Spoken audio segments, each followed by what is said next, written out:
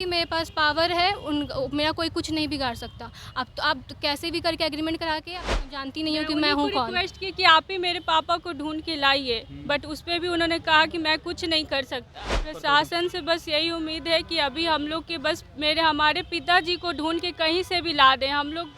कहा जाता है कि बिहार में सुशासन बाबू की सरकार है, लेकिन उसके बावजूद भी बिहार में अपराधियों की बहार है। लगातार आप जानते हैं कि बिहार में लूट, हत्या, बलात्कार और अपहरण का केस लगातार आते रहता है। एक हमारे पास मामला आया है जो केस संख्या है 559/23, जो कि पटना सिटी का है। नेहरू चक, पटना सिटी ना, पटना सिटी नेहरू चक का घटना है। इनके पिताजी सुबह 8 बजे इनके पिताजी घर से निकले थे, घर से निकले हैं घर से, हाँ, बट उनका फिर कुछ पता नहीं चला। सुबह 8 बजे इनके पिताजी घर से निकले, लेकिन उसके बाद इनके पिताजी से कोई संपर्क नहीं हो पाया। लगातार उनका स्विच ऑफ आ रहा है नंबर, और जिन्होंने धमकी दिया था उसका भी नंबर स्विच ऑफ आ रहा है। इन्हीं लोगों से हम जानने की कोशिश करते हैं। आखिर ये बताइए कि जब आपके पिताजी सुबह 8 बजे घर से निकले, उसके बाद कांटेक्ट करने की आप लोग कोशिश किए? बहुत कोशिश किए, फ़ोन नहीं, कुछ ऑफ ही आ रहा है, फ़ोन ऑफ आ रहा है, कुछ पता नहीं चल रहा था। हम लोग ने सब जगह खोजा है, पूरे फैमिली में खोजा है हम लोगों ने, और जिनका नाम दिया है हमको उनको भी मैंने कॉल किया, बट वो भी हमको बोल रहे हैं धमकी भरी आवाज़ में कि तुम हमको जानती नहीं हो। और पिताजी ब्याज पर पैसा लिए थे? हाँ, ब्याज पे पैसा लिए थे, अपने ही चचेरे भाई से लिए थे, लेकिन वो ऐसा उनके साथ क्या तो धोखा हुआ है, ऐसा लेटर में लिखा गया है। हम लोग को इस बारे में कोई ज्ञान नहीं है कि क्या क्या इस लेटर में लिखा हुआ है। लेटर पूरा 2 पेज का है। सोचिए इसमें क्या क्या कितना उनको टॉर्चर किया जाता था, उनको धमकी दिया जाता था। आपके चाचा ही थे धमकी देने? हाँ, अपने चाचा ही थे कि उनको बोलते थे कि 35 लाख, उनका दुकान उनका भी ले लिए, एकदम कुछ नहीं, एकदम उनको ज़बरदस्ती मन ग्रहण कहानी वो बनाकर उनसे ज़बरदस्ती लिया गया ज़मीन कि आप मेरे पत्नी के नाम पे रजिस्ट्री कर दो। उन्होंने कुछ पैसे लोन लिए थे, उन्होंने बोला ठीक है लोन भी चुकता कर दूंगा और पैसे भी दूंगा, बट आप रजिस्ट्री मेरी पत्नी के नाम पे कर दो। और उन्होंने ऐसा करवा लिए।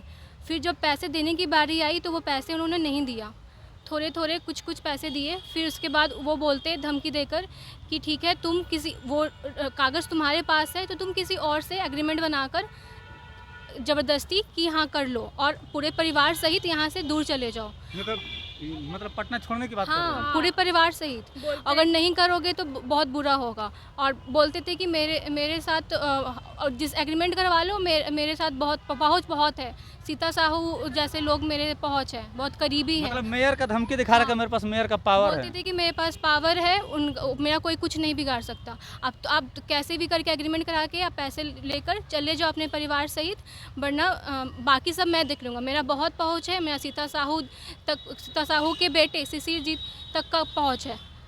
तो आप जो धमकी दे रहा था उस पर भी आपको लोग कॉल कर रहे थे, उसका भी नंबर ऑफ आ रहा है? हाँ, कल उसने कॉल उठाया, मेरी बहन ने कॉल किया था, तो वो उसने बताया कि आपने ऐसा क्यों किया। तो बोलते कि अपने पापा से पूछो, मुझे कुछ नहीं पता। तो उसने बोला कि ऐसे मेरे पापा ने तो चिट्ठी लिखकर आपको दिया है। तो बोलते फिर इसने बोला काफ़ी, तो इस पर भी धमकी देने लगी, तुम जानती नहीं हो कि मैं हूँ कौन। रिक्वेस्ट की कि आप ही मेरे पापा को ढूंढ के लाइए, बट उस पर भी उन्होंने कहा कि मैं कुछ नहीं कर सकता। उनका नाम है दीपक कुमार उर्फ टिंकू। तो ये बताइए, उनकी पत्नी का नाम है खुशबू कुमारी।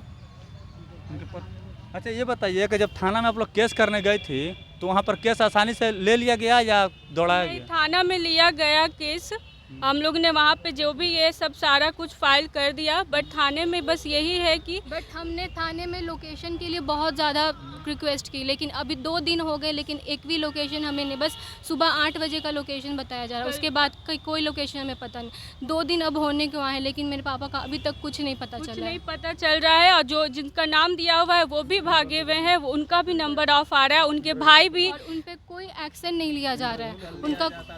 अगर कल लिया जाता तो वो पकड़े जाते, बट आज उनका भी नंबर बंद है और वो गायब है।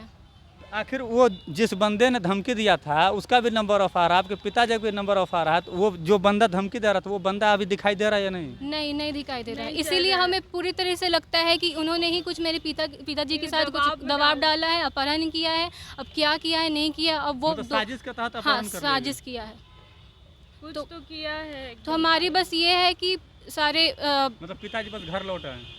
हाँ, घर लौट आए और पुलिस वाले सारे प्रचारक जो भी हैं वो हमारा सहयोग करें। साथ दें और हम अगर लोग का। मेरे पिताजी, मैं आपको फ़ोटो दे दूँगी, अगर कहीं भी वो दिखे किसी को भी, प्लीज़ उस नंबर भी अब मैं आपको प्रोवाइड करूँगी, आप प्लीज़ एक प्लीज़ बार उस कॉल नंबर करना, पे कीजिएगा प्लीज़। आप कॉल। लोगों का बहुत बहुत शुक्रिया होगा। प्रशासन से क्या उम्मीद है? प्रशासन से, पुलिस प्रशासन से बस यही उम्मीद है कि अभी हम लोग के बस हमारे पिताजी को ढूंढ के कहीं से भी ला दें। हम लोग के लिए बस वही सहारा है, बाकी सब कुछ हम लोग देख लेंगे। बस प्रशासन थोड़ा हम लोग का मदद कर दे।